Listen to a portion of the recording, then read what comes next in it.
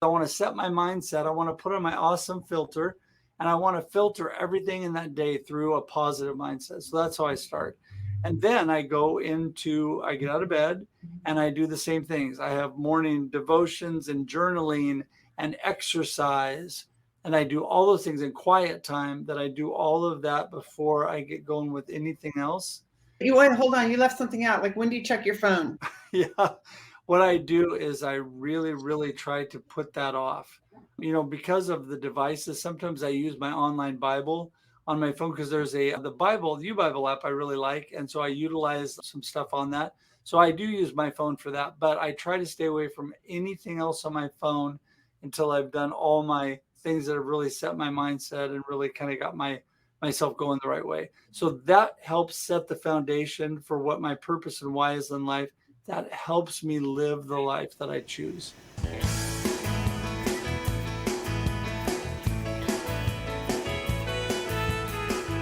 I love the title of Russ Hedge's book, Befuddled?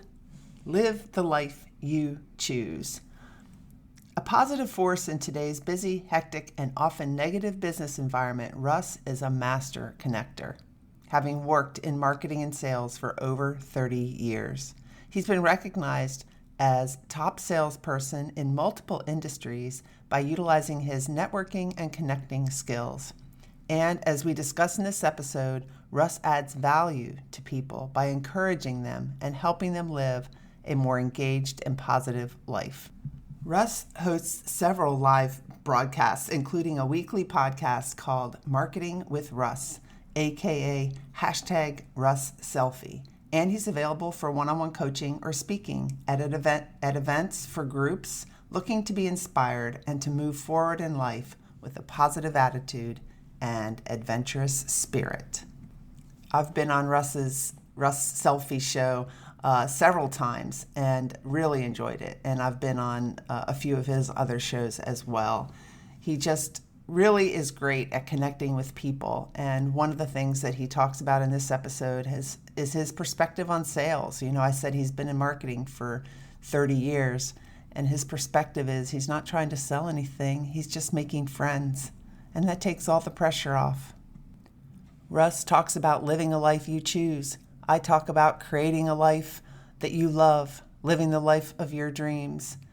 I think that's why we get along so well. I'm honored to call Russ my friend. If my voice seems a little tired right now, it's probably because I am.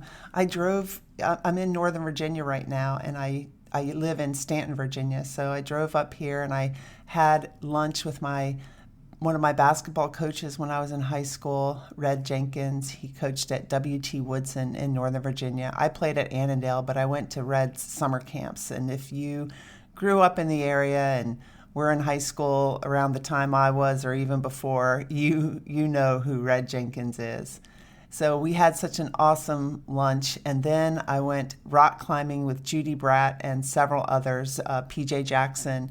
They've both been on my podcasts. We went rock climbing at this gym in Alexandria, and that was a lot of fun. It also made me realize that maybe I do need a knee surgery coming up, because I got bone on one of my knees, and it's just hard to strengthen that leg.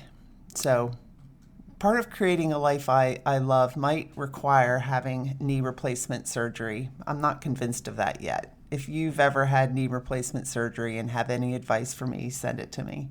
So my voice might sound a little tired because it's early on a Friday morning, and I've got a few meetings this morning, and then I'm headed up to visit my son and his family and my grandson Marshall, and I can't wait to see him. I hope you're creating a life you love, or living the life that you choose. Let's get to the interview. Hi, everybody. Welcome to the Onward Podcast. I'm so excited to have my guest tonight, Russ Hedge. I've been on his show a couple of times, and it could very well be that after this show, I say what Russ always says is, I think we're going to have a round two. I always tease him for that. But Russ and I coach along in the same area about creating a life that you love, living a life that you choose. And what's that look like? How do we do it? How did we figure out how to do it? So I'm excited to learn from Russ tonight, and I hope you are too.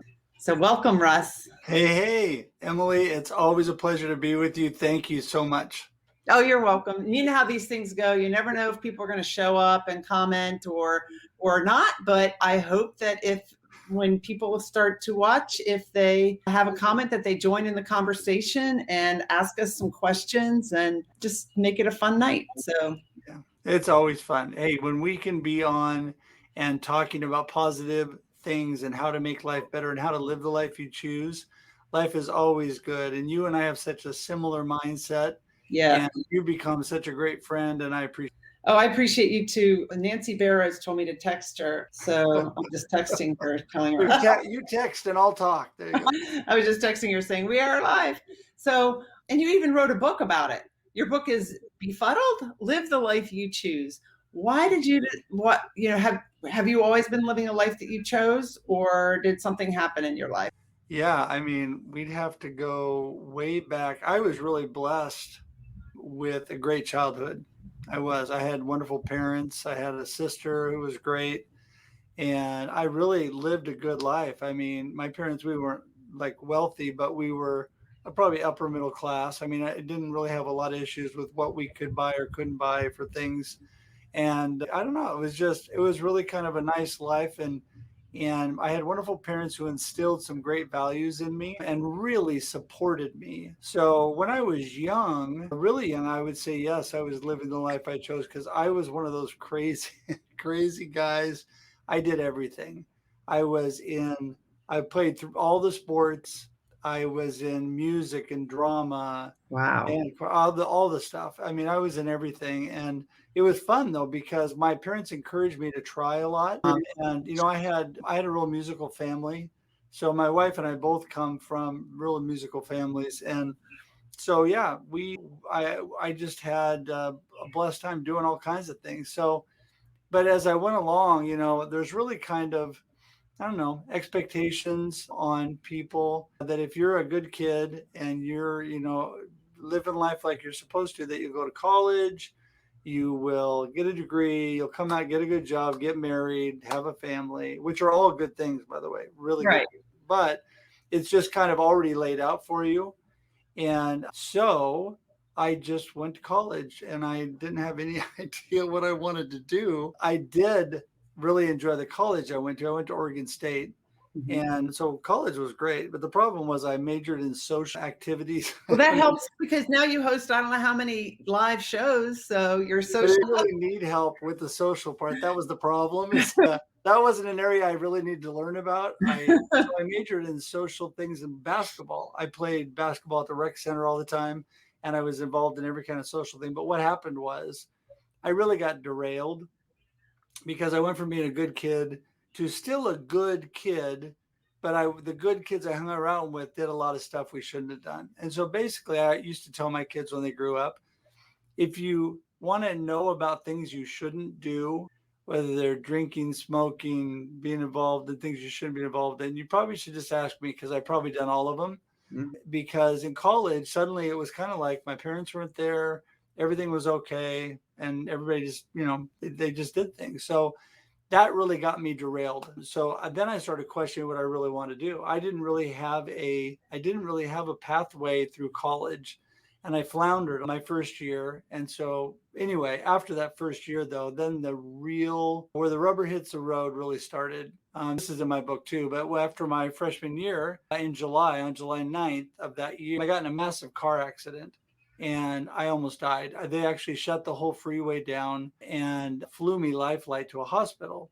And I had a trauma team work on me, and they saved, by the grace of God, I lived through that and I recovered really quick. I told them when I finally came around, I lost my memory for 2.5 weeks. So I lost 2.5 weeks of my life. I had brain swelling, brain trauma. So after those 2.5 weeks, when I started coming around, I started going through therapy and all that. And I told them I wanted to go back to Oregon State. And they just laughed at me and they said, you are not going back to school. There's no way you can't do it. So that was a challenge to me. So it gave me something to overcome. and it gave me something to push for. And so anyway, long story short, I took a whole battery of tests and proved that I could do it. And I actually went back to school in the fall. It was amazing. From July 9th till September, Wow.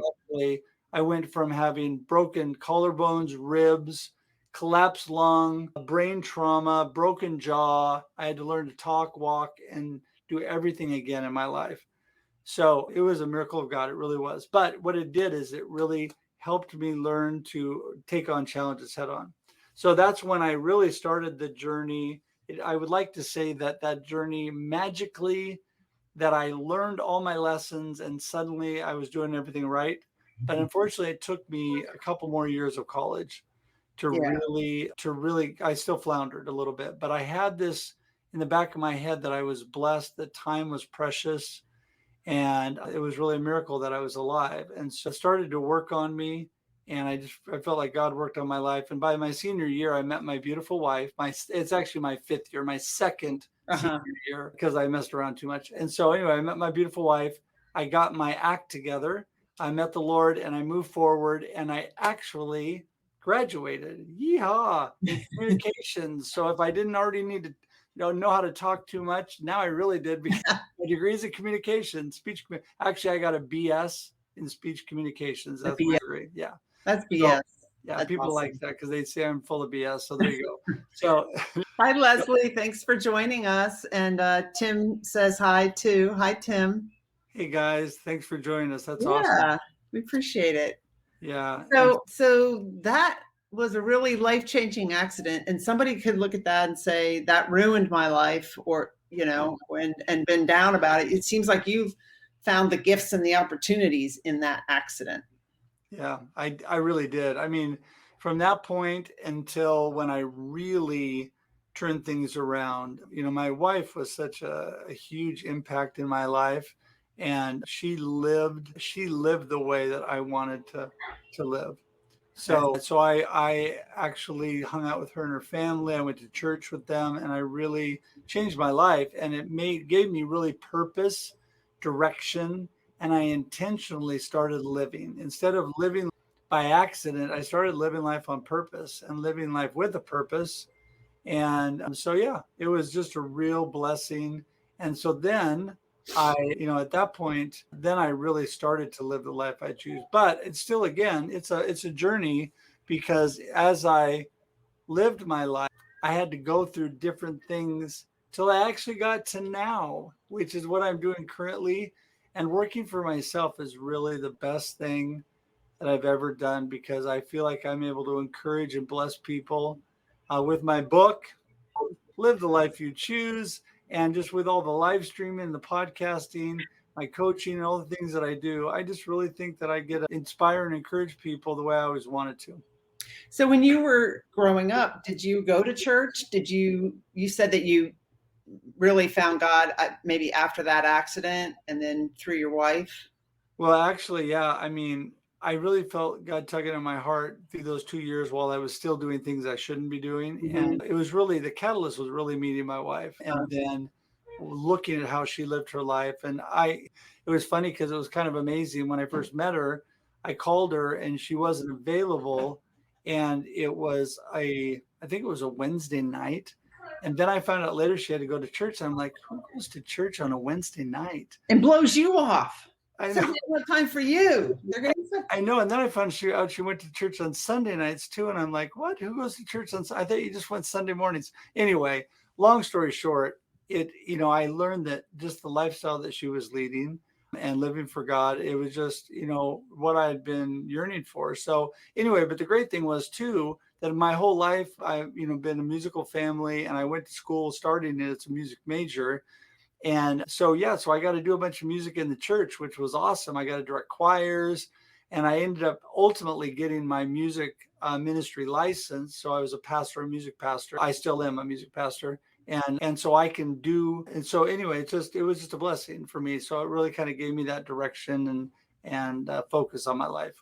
How did you meet Tim? Because Tim is saying, Russ is a great friend. It's awesome to see both of you here. So did you guys meet through LinkedIn, or have? Actually, Tim and I met the day that I appeared on the Tim and Jim show. I knew Jim Fuse already, through some different networking groups and through D. Scott Smith, who's my co-host of the Experience Live with Russ and Scott. So anyway, I show up on the Tim and Jim show, and there's Tim, the first time I met him. So he just is an amazing guy. He's overcome so much in his life through overcoming cancer and currently working on his challenges with headaches and all the things he had. And he and I have a lot in common because I suffered with massive migraines and have ended up in the hospital and those things as well. I think his is much worse than mine, but I can relate to what he's going through because I've had to deal with that. He says he wants you to play music. Like, what instruments do you play? Any instrument? I'm trying to play the guitar. I don't know that I have the patience for it. Well, let me tell you. So I grew up playing the trumpet. And I don't know if anybody can remember the Tonight Show and Doc Severinsen, that was the band leader with Johnny Carson years ago. So my trumpet teacher was partners with Doc Severinsen when they both started out. And he was an amazing guy. So I love trumpet. I play keyboard a little bit. I dabble with writing songs. And, my wife and I wrote songs for each other when we got married. I sang to her coming down the aisle, and then we sang to each other during the service. But our children have taken it to a whole new level. So my wife has got a beautiful, gorgeous voice. She's traveled with ministry groups and recorded and all that. And my kids, my daughter graduated music ministry. She has done great things, leading worship at church and a whole big music program and everything. And my son is actually a professional musician. He does all the music for my shows. So he writes and produces all that music, but he works for a big mastering company down in LA.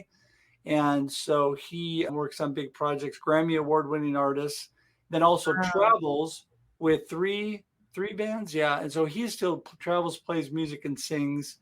And he's doing some great things. One of the bands he's with is signed with Integrity Records, which is a pretty big Christian label, and they travel around the country. And so, it's been blessing. But Tim, I'm not going to play for you today. My trumpet's put away up in the trumpet. So Tim, have him on your show, the Tim and Jim show, and you guys both play the trumpet on your show. There you go. Yeah, I loved playing trumpet. It was a ton of fun. Yeah, I really enjoyed it. Yeah. Does he know your wife too? He says you Hedges are amazing. He knows your wife. So my wife plays keyboard and she sings. I mean, gorgeous voice. Her and my daughter have gorgeous voices, and they were really the best singers in the family. But my son just really took his music and he's got a wonderful voice, and he writes music like crazy. So yeah, a lot of musical. It came from my mom and my grandma and her mom. That's awesome. So what is living the life that you choose look like for you? Well, life is a journey, and I learn this every day, and I have to learn every day to balance my life so that I stay on track with what I want to do. And I have a very strong why in life. So my why in life is to encourage and inspire others so that they can live a purpose-driven life of significance. That is my why, or my main purpose in life. And I want to remember that, number one, that I need to do that with my family. And sometimes I'm good at that, and sometimes I'm not. You and I were talking about family things, and you have your grandson there. And it's my daughter's 31st birthday today. Happy birthday, Kyla. Hi, Kyla. Yes, it's her 31st birthday. And it was just yesterday I was holding her in one arm. I mean, it's just time has gone so. But I'm learning to balance time. So like when I get done here, I'm going to stop, go get the barbecue going and do all that. I try to make a cutoff. So that's really important with living the life I choose, because I want to be able to be a blessing to my family. And, I have to, obviously the job and making money is part of do good and all that, but you have to be careful about how much time you're spending. So that's some area that I struggle with sometimes still, because I want to do it. But I always brings me back to, what's most important in my life and keep me on track. One thing that helps me with living the life I choose, Emily, and you and I have talked about this, is that my morning routine and my morning mindset is really super important to life. So every morning I get up, I have become we're all habitual, but I've become a person of very positive habits every morning. So I have basically things that I do every day of my life, because really my personality, my tendency is just wing it and just go. Whatever happens is great. But that doesn't work so well when you're trying to get your day started off right. So what I do is every day, First thing I do is set my mindset properly, and I get up and I talk to myself. Before I get out of bed, I tell myself that I'm blessed, I'm thankful, and I am just grateful for all that God's given me, my beautiful wife, my family. Number two, I say, I've got this. I give myself a little pep talk. I have the talents and abilities to do it. Number three, I say, today's going to be awesome because I want to set my mindset. I want to put on my awesome filter, and I want to filter everything in that day through a positive mindset. So that's how I start. And then I get out of bed and I do the same things. I have morning devotions and journaling and exercise. And I do all those things in quiet time, that I do all of that before I get going with anything else. You wait, hold on. You left something out. Like, when do you check your phone? Yeah. What I do is I really, really try to put that off.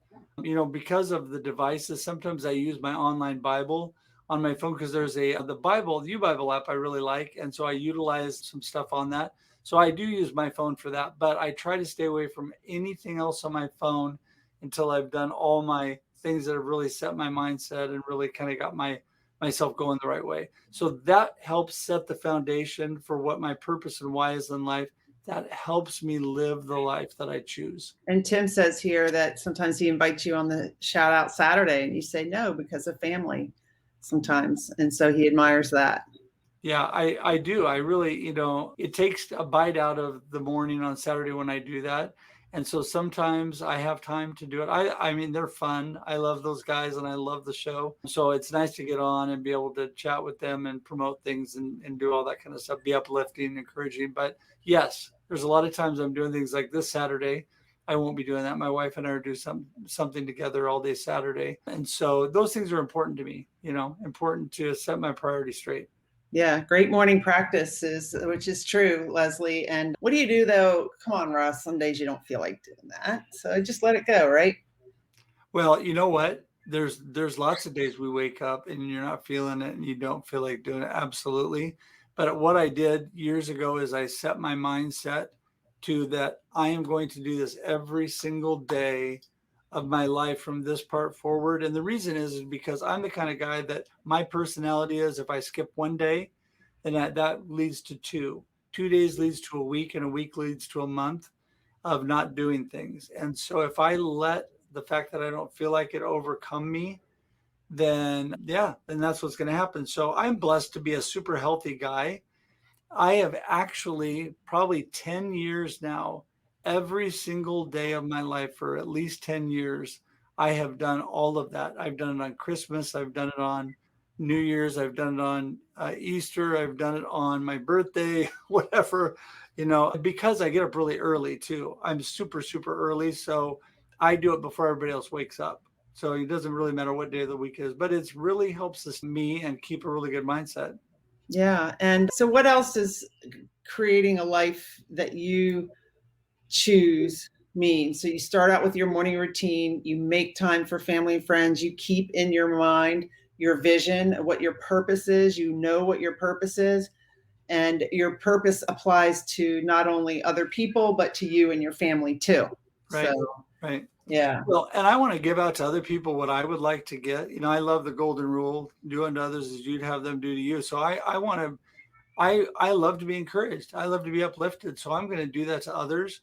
And I always tell people the best thing is, if you want to be encouraged, encourage other people. So I make it a daily practice of encouraging other people. I send out texts or emails. I send video messages. I send stuff out and I encourage other people. And I say, hi, hope you're having an awesome day. And I just like to stay in touch. And I'm one of those connectors that when I connect with people, you know this, Emily, when I connect, I want to stay in touch. We're friends. I don't want to just be, hey, it's been nice to know you. See you in 20 years. Right. I do my best to stay connected to people because that adds value to them and it adds value to me. So that's what I really try to do. I try to do things to other people that I would, again, that help encourage me as well. So that, again, helps me live the life I choose. So I do that every day throughout the day. And then another thing I do is I stay away from things that are really negative, right? So what are those things? Well, to me, it's the news. I don't watch the news. My wife informs me of what's going on in the news. And when I need news, I just Google it or I find out, what's going on. but I do not watch news broadcasts. The other thing I don't do anymore is I really stay away from scrolling through any social media. So what I do is I'm very intentional, and people will joke that I'm on social media all the time because I post a lot, but no, I don't scroll hardly ever. I mean, I have to be really bored and have Mhm. nothing to do to really scroll through. So I'll look at your site, I'll look at other people's sites, I go to things, but I just don't scroll. And that helps me. It helps me stay positive. It keeps the negative things that I'm feeding into my brain. That's going to affect what comes out of me. So, garbage in, garbage out. I don't want to put a bunch of negative things in because that's what's going to come out of me. And that's another way that I live the life I choose because I want to be positive. I want to be uplifting. And my wife jokes with me that I'm a Pollyanna. So if you ever saw that Disney movie, I'm just happy, bubbles and sunshine. And But you said you start with that awesome filter, and that's a decision that you're making, because that means then that your subconscious brain is going to go and find things that are awesome. What comes in your life is what you focus on. Yep. Oh, absolutely. And, I am a huge proponent of that. In fact, this is not to promote this. I think you've seen this before, but I love things like this book. This is by Craig Rochelle. It's called Winning the War in Your Mind. Mm-hmm. Change Your Thinking, Change Your Life. Great book. If you haven't read it, you should. And I don't even get paid for that, by the way. But the reason I like that is because it's exactly what you just said. What you're feeding your mind, if you change your thinking, you change your life. You have this thing. I love this word.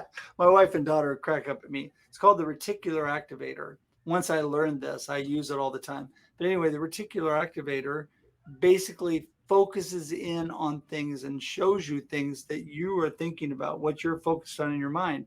So, good example is you buy a brand new red Toyota Corolla. I don't know who's got one of those, but anyway, let's just say you buy a Toyota Corolla, and so you are going to suddenly see everybody has red Toyota Corollas. They're everywhere because your mind is focused on that because you have one.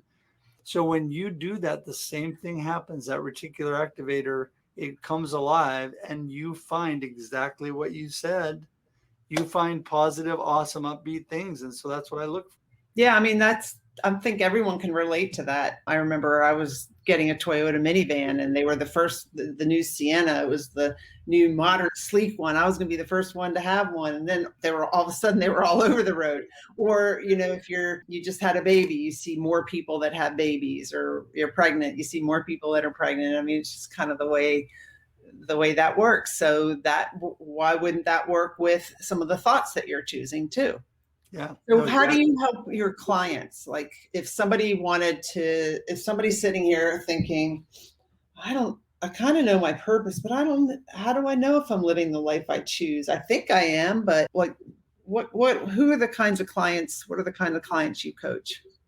Well, it's interesting because I have different types of clients, some that are doing really good in those areas and some that aren't. But I really am big on stripping everything back to kind of the basics, their foundation, what they're based on. And so their why in life and their purpose, when you actually try to get somebody to define what they're all about, they really don't a lot of times know. In fact, most of the time they don't.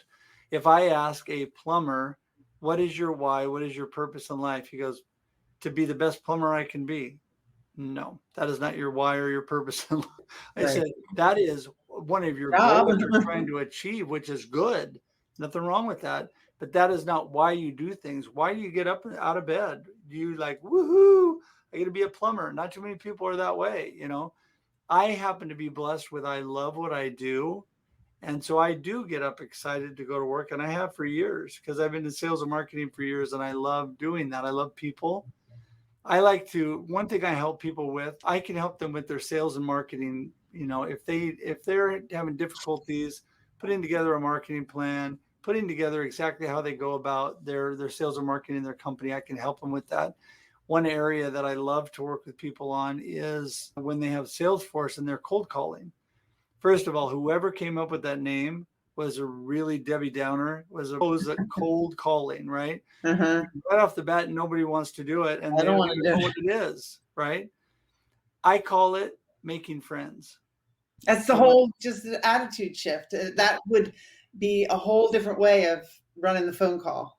Yep. Oh, exactly. And so whether you're on the phone or whether you're in person, I always told my sales teams and sales and marketing teams, just go in there with the intention of making friends. Don't go in there try to sell them anything, because nobody wants to buy from you. It's like being on LinkedIn and I say, hey, Emily, let's connect. You said, great. And the first thing you send me is next stage thing to sell me on buying widgets from you.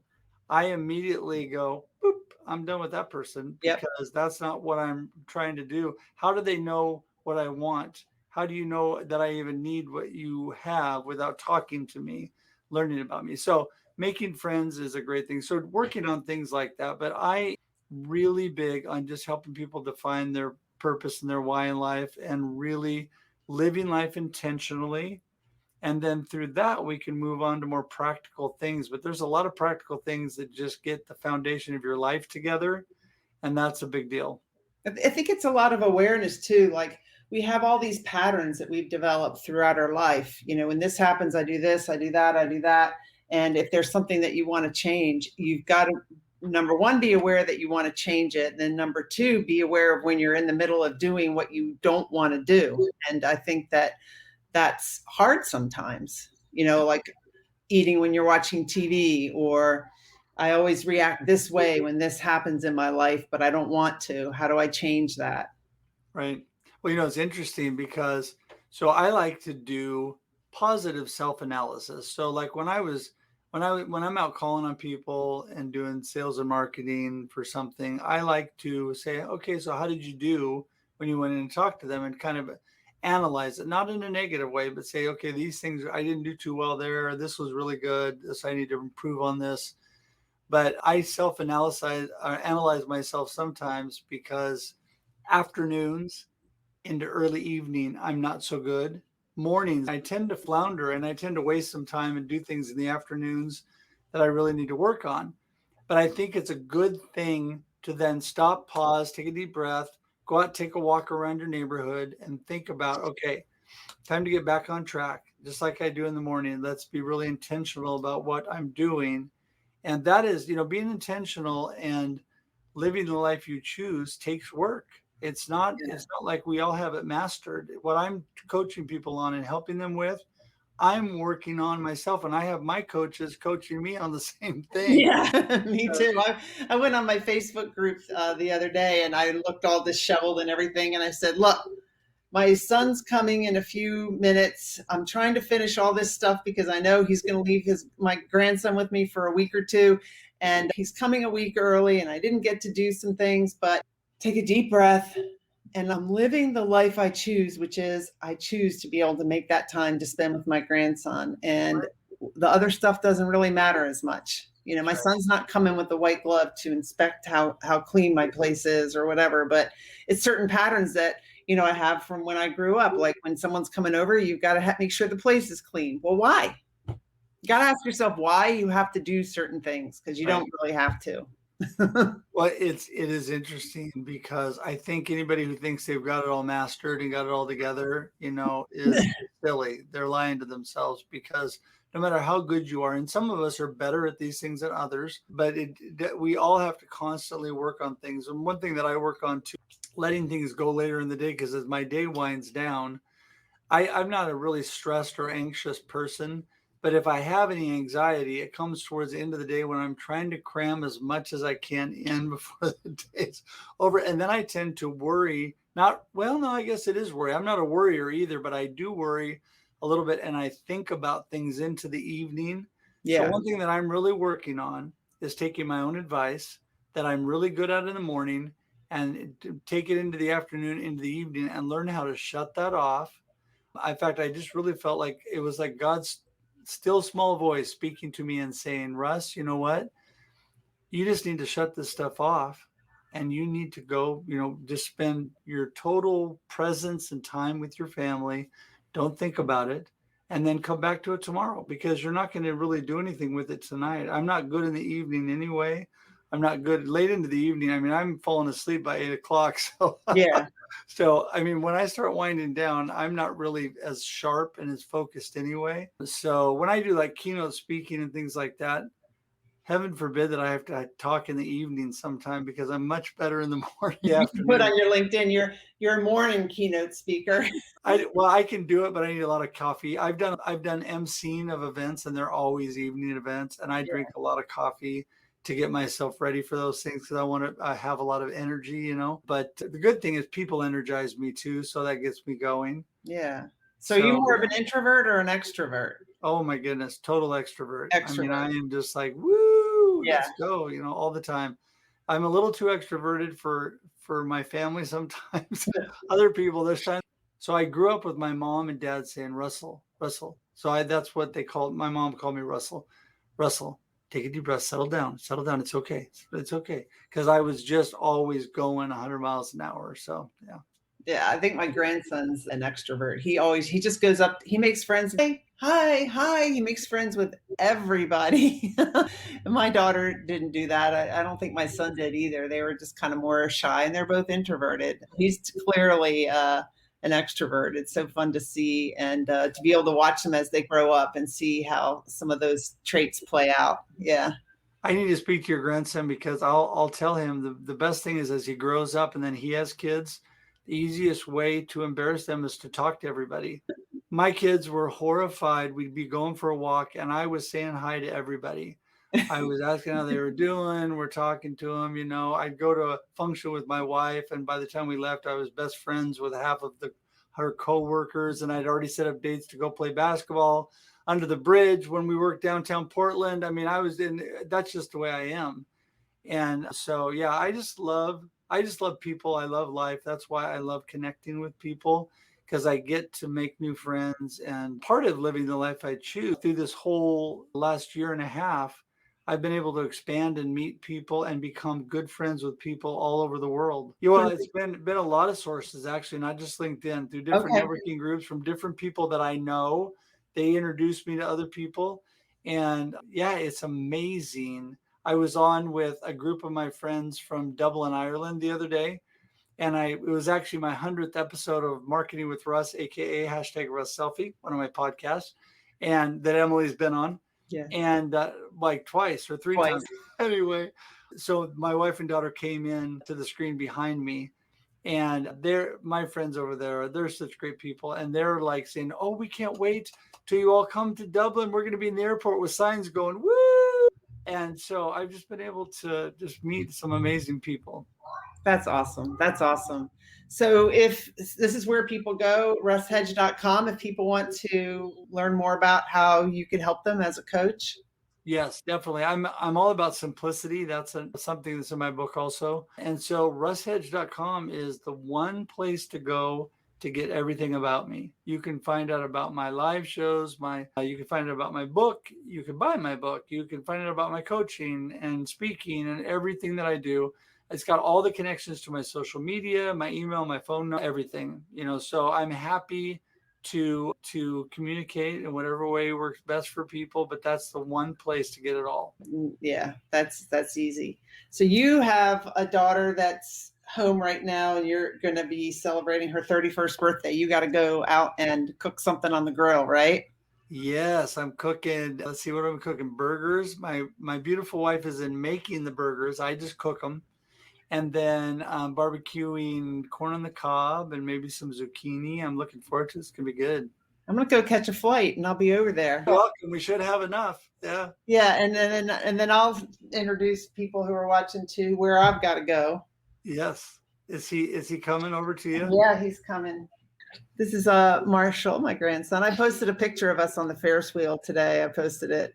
I said, this is, I was just explaining that, because it was a picture of us kind of like, right, Marshall? We were like, right? That was fun. You held my hand, right? At the top of the Ferris wheel. Yeah. All right. Well, let me tell you. Hi, Marshall. One of the best things you can ever do in sales and marketing is show the real you. I used to tell my sales teams, take your kids, take your dog, take whatever. People love to see people and what they're all about. Yeah. And some people think, oh yeah, I can't do that. I can't. No, actually, that's the best thing ever, because it humanizes you And so then people are like, I really want to deal with this Emily person because she's a great grandma. She's got Marshall, her grandson, and they go on the Ferris wheel and they go on the roller coaster and they scream, woo. I mean, that just kind of humanizes you. Yeah. Well, and you too, Russ. You're, everything that you do on all your lives, you interview so many awesome people, and I'm just so thankful that we met, and I'm looking forward to more opportunities like this. Yeah, me too. We're definitely gonna have to do a part 2. And I just want to tell everybody, don't forget that every Monday and Thursday, 8 a.m. Pacific Daylight Time is Marketing with Russ, aka #RussSelfie. It is on LinkedIn, YouTube, and Facebook Live, but it also sits on all those platforms, and it goes out to all the audio podcast platforms. So if you're on iTunes or Anchor or Spotify or whatever you're on, you can pick that up as well. And I also put links on Twitter and Instagram as well to the audio podcast. And then the Experience Live with Russ and Scott, my co-host D. Scott Smith, good friend. He and I do that every Wednesday, 7 a.m. Pacific Daylight Time. And I have a Russ Reels show that wanders that Emily's been on a couple times. Usually it's on Fridays, but it wanders based on the guests. But the other shows are pretty set in stone.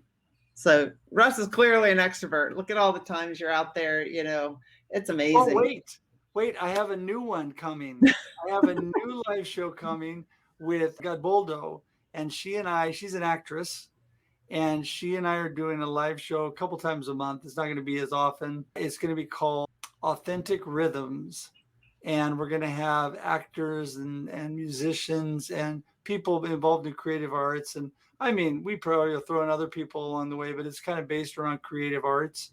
Yeah. And people, maybe they're producers or maybe they're other things, who knows, but it'll be fun. Yeah, that's awesome. Well, thank you so much for being on the Onward podcast. And thank you to the people that commented here, Tim and Leslie and somebody else. It says LinkedIn user. So I'm not sure who it was, but thank you everybody who participated and who is listening later after the live. We appreciate you. There you go. See ya.